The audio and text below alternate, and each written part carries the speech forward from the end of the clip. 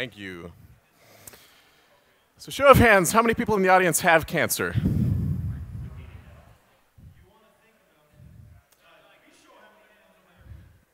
Everybody who did not raise your hand, you have cancer as well.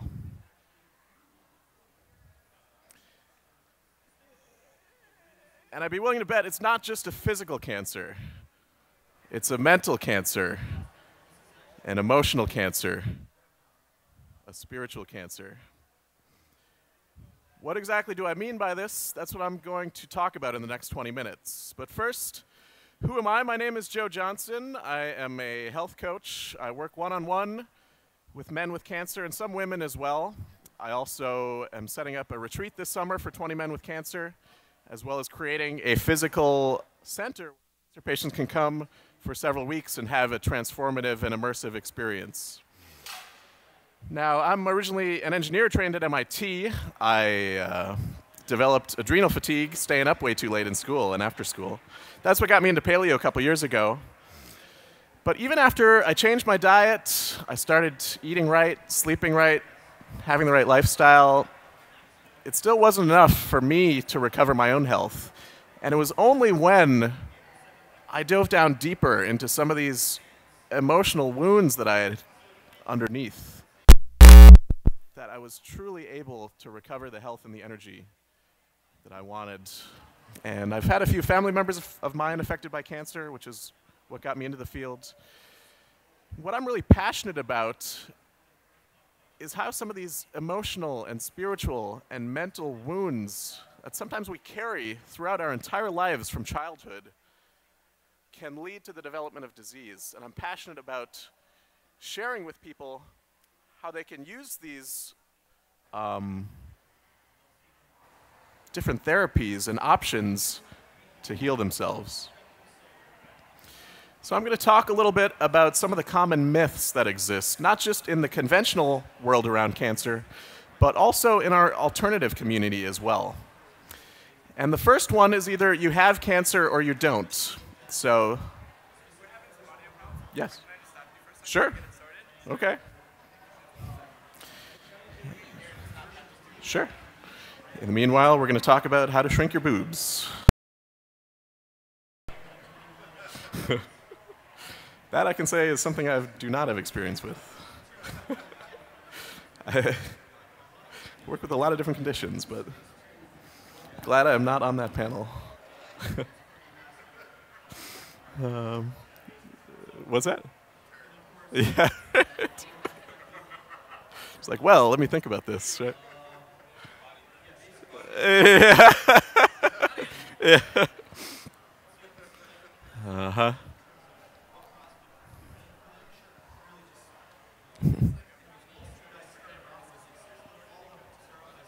Sure.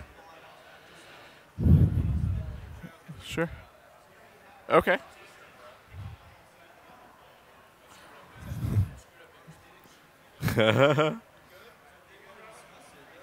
We good?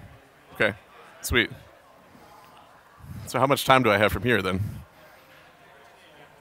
Yeah, okay. What's that? Okay. Can you, is it coming through out of here? I don't hear it now. Okay, it's coming through okay? All right. You guys can hear me in the back? Good? Awesome. Cool. Cool, cool. All right, well, starting over. My name is Joe Johnson. I am a health coach. I work with men with cancer. And I'm excited to share with you today, as I said, about some of the common myths in the conventional cancer world and in the alternative complementary cancer world as well. Myth number one, as I was saying, is either have cancer or you don't. So some people raised their hands, some people didn't raise their hands. If you have a cancer diagnosis, you have cancer. The rest of us, we don't.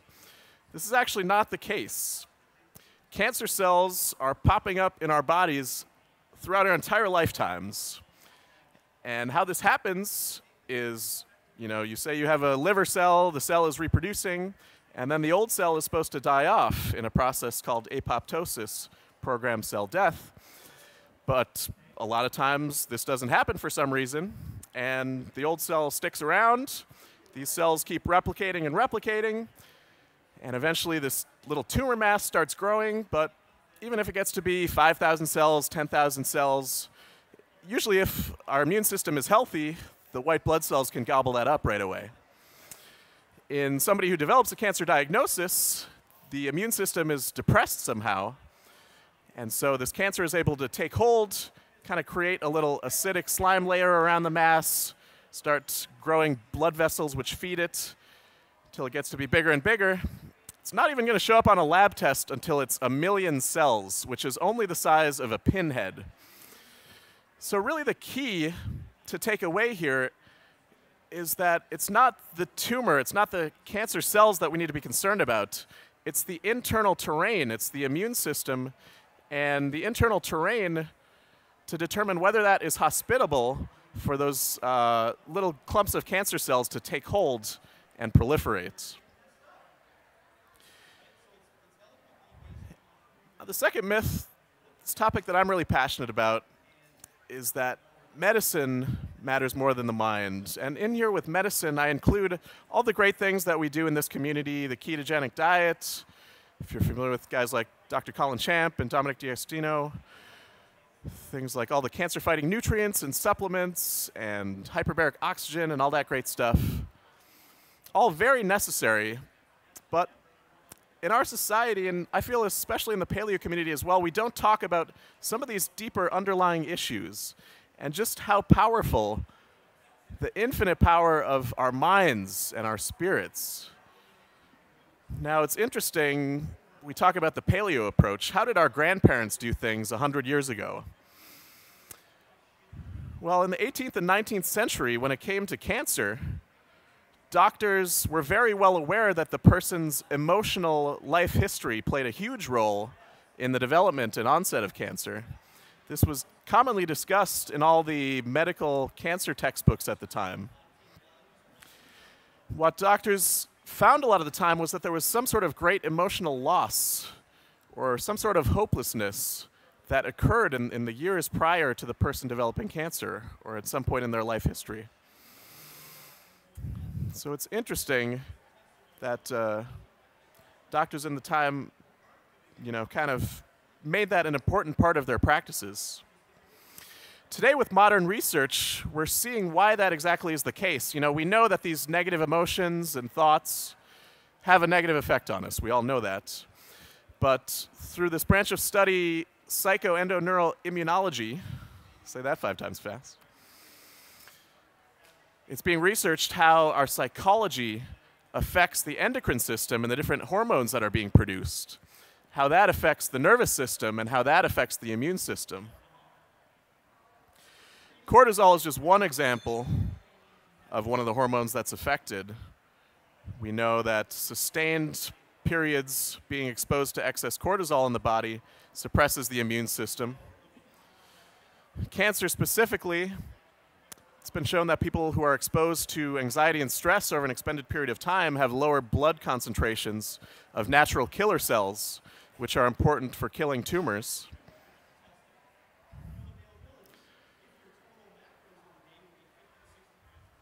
Excess cortisol also increases angiogenesis, so the formation of new blood vessels to the tumor, as well as metastasis of the cancer cells spreading from the tumor site to other parts of the body.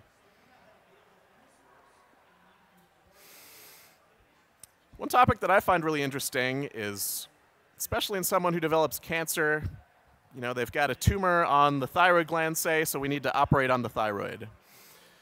Or, just kind of looking at the body more of a machine rather than as a whole 3-part body, mind, spirit sort of being. What's fascinating is how different parts of the body are actually correlated with and associated with different types of emotional patterns. So in prostate cancer, for one, oftentimes it's connected to a man having a declining sense of masculinity as he's getting older in his 50s and 60s. And kind of some of the negative emotions surrounding that experience can be a contributor to developing prostate cancer. It's been shown that men who have a more flexible view of masculinity after development of prostate cancer have a lot better health outcomes compared with those who don't. Gynecological cancers are associated with feelings in women around sexuality. And it's been shown that women who have a more positive view of themselves as a sexual being tend to have a lot less depression after being diagnosed with gynecological cancers and tend to have better health outcomes.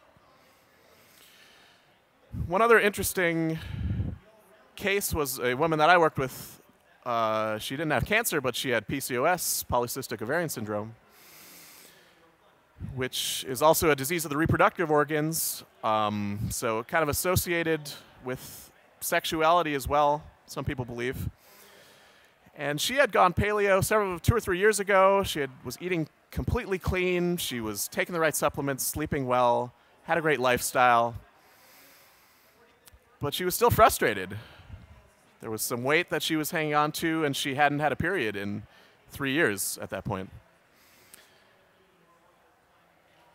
After about 4 or 5 weeks of working with her, we really got down to the deep issue, which was really at the core.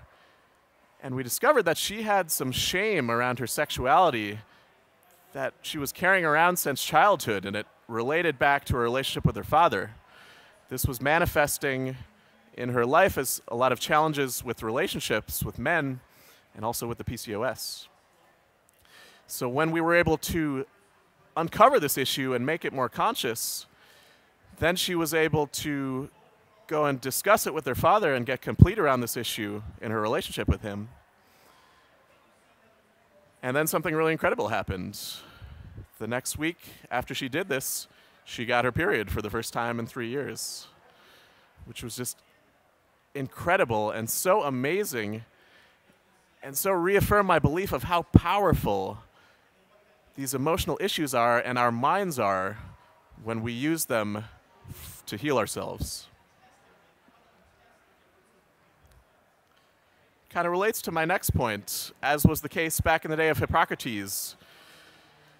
Physicians today thinking of the body as this mechanical system, as I said, separating the body and the mind and spirit, if they even consider the mind and the spirit in addition to the body. Because especially in the world of cancer, it tends to be so tumor-focused. People focusing on cutting out the tumor and poisoning it and burning it and cancer-fighting nutrients and all this stuff like that. So what is the kind of emotional, spiritual personality which is more likely to lead to the onset of cancer? Love this picture, by the way. Dr. Lawrence Lachon is a psychologist who worked with cancer patients for over 30 years, and what he found is that in 70 to 80% of the people he worked with, there was some level of hopelessness, some level of despair that the person could never quite lead the life they truly wanted to. Some circumstance prevented them from truly doing what they wanted to do, and they just accepted it after a while, kind of had this hopelessness that was present for them. Grief is another huge contributor. It's been shown that widows and widowers who have recently lost their spouses have a much higher incidence of developing cancer compared to those whose spouses are still alive. Probably the most common thing that I see is resentment and repressed anger. And what I believe is that this anger is carried around for years and years, and it's repressed by the person. Then eventually it manifests as a tumor, as a way of kind of getting the person to wake up and notice this. But a lot of times it's resentments against people in the person's life, against family members or spouses or ex-spouses, things like that. A lot of times it's anger against the self. This is a huge thing that I see. That's self-criticism, that blame, guilt, shame. What's interesting is that we know, or we think that we know, that smoking causes cancer, but it was shown in a study that actually smokers with repressed anger issues had a 40 times higher incidence of developing cancer compared to smokers who did not. So maybe it's not just the smoking.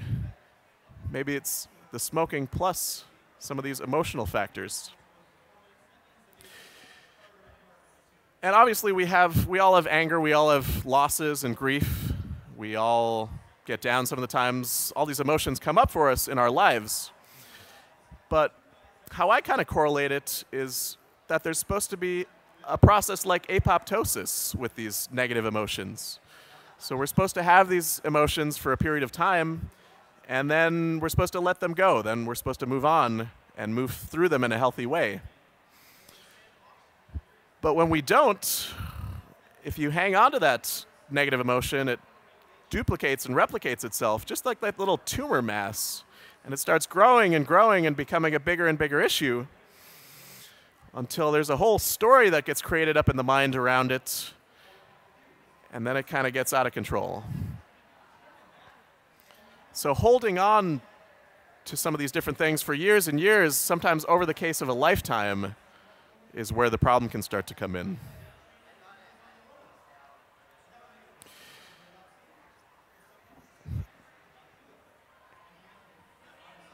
And this is not to say that if you have cancer, you should be blamed or feel guilty. You know, if I only didn't have these negative emotions, then I wouldn't have got cancer or anything like that. That's not it at all. That's just more criticism, which we don't want. How I like to look at it is, now knowing this, how can we use this? How can you use this to empower yourself to move forward and to heal yourself on kind of this emotional, mental, spiritual level, in addition to doing all the great things on the physical level? As Socrates said, it's not proper to cure the eyes without the head, nor the head without the body. It's not proper to cure the body without the soul. I like this Native American parable, which talks about a grandfather telling his grandson about two wolves that are in his mind, and they're battling for the death, to the death. One wolf feeds on love, positivity, joy, peace, connection. The other wolf feeds on anger, fear, negativity, jealousy, envy. The grandson asks the grandfather, well, which one is going to win? The grandfather says, the one that you feed.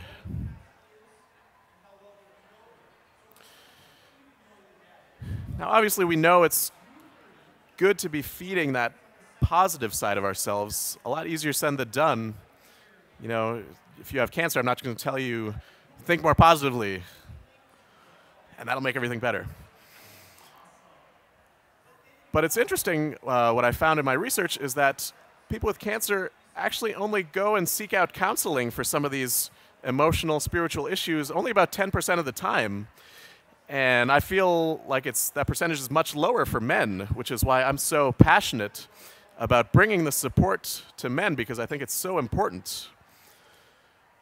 So that's the biggest recommendation I tell people, is to go and get support with some of these issues. There's so many options out there, so many positive psychotherapy and neuro-linguistic programming and coaching and music therapy, art therapy, all these great things that you can do, mindfulness-based stress reduction and EFT, emotional freedom technique. The important thing is really to find something that works for you, and to get help, get support from a practitioner who can lead you and guide you, and also support from your family members and people close to you to support you in the journey.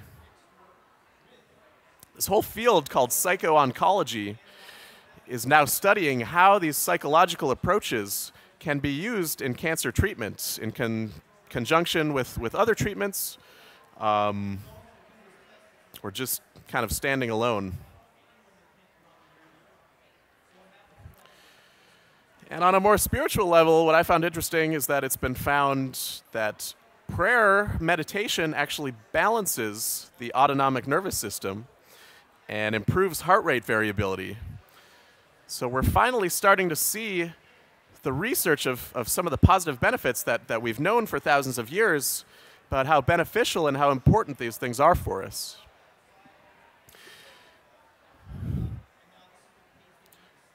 Another cool phenomenon that's really popular in Japan is this idea of forest bathing, which has been shown if you go out in the woods or somewhere in nature for 30 minutes, it actually increases the natural killer cell activity for up to 7 hours after being out there. So again, more research on just the power of nature and some of these things that we all talk about in the paleo community. How important they are for physical health, but also, I believe, to kind of be connected to that greater spiritual sense as well, connected to the earth and connected to something bigger than ourselves is part of the power.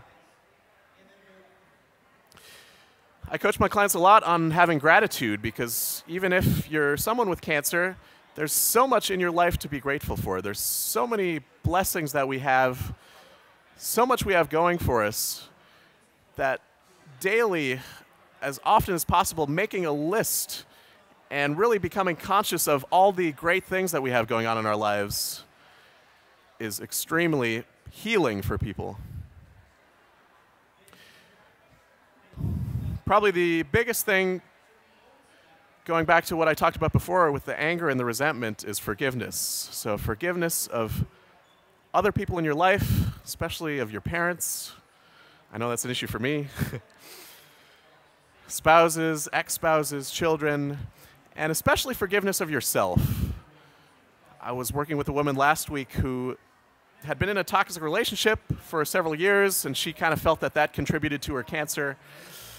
But she's been out of the relationship for several years, and she's still beating herself up, telling herself, I should have got out of that relationship earlier. Like, why did I do this? And regretting her decisions. So I told her, you know, you really need to forgive yourself. This is really important for you to move forward, is to let this go and continue on focusing on what you can do now. So I've only had a limited time here. I have a list up on my website of some of my favorite resources and books and blogs and websites related to cancer.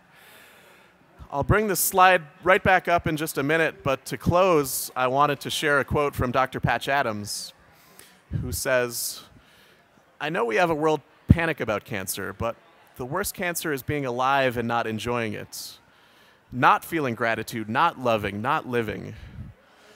It's not the dying that's a big deal, it's the dying in life that's bad. To go around thinking life is a struggle, life is terrible, and then you die, that is the worst cancer. So what I ask of you all today is to go out and forgive somebody for some resentment you've been holding on to. Forgive yourself for something you've been blaming yourself for. Be grateful for this wonderful conference that we're at and all the opportunities we have here. And really go out and enjoy the day and make the most of it, because it might be the only one you have. So grateful to all of you for being here with me today, and I hope we can connect afterwards. Thank you.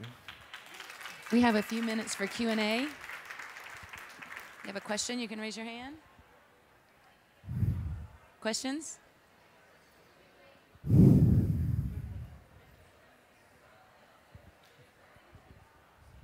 Do you have any recommendations for, say you have a family member going through cancer and they're completely on the conventional track, and I'm sure you're aware it's hard to get them to seek this other kind of care. Do you have any recommendations? Yeah, that's a great question. That was the case with my grandmother. She was totally in the conventional world, not open to looking at other things at all, which really killed my dad too, because my dad's a chiropractor. He was trying and trying to get her to do things. But I'd be interested, did you see Chris Kresser's talk yesterday? I didn't see it, but I don't know. He was talking about how to inspire people to embrace paleo and embrace these other sorts of things. But that's a really hard question, especially going through cancer, something people really don't want to be told what to do either. They want to do their own thing. So, it's a hard place to be in, as supportive as you can be, but sharing as much information with them as possible. Yeah, I don't really have a good answer. It's hard, but. Other questions?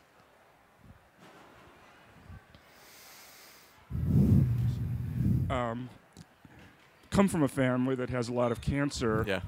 And one thing I wanted you to comment on is, my reading on it is that they talk about survival rates have gone up, but actually what I am reading, it's not survival rates going up, is that they've just enabled people to they die at the same age, but they diagnosed cancer 3 years earlier. Yes. Yeah. That's your reading? Yeah, the statistics out there are so twisted and so misrepresented. It's terrible. And kind of an interesting fact about genetics relating to cancer that gets talked about a lot as well, is how genes contribute to cancer. But it's found that, you know, only about 3% of cancers really have a genetic component. Most of the time, as we kind of know in this community, epigenetics is so much more important.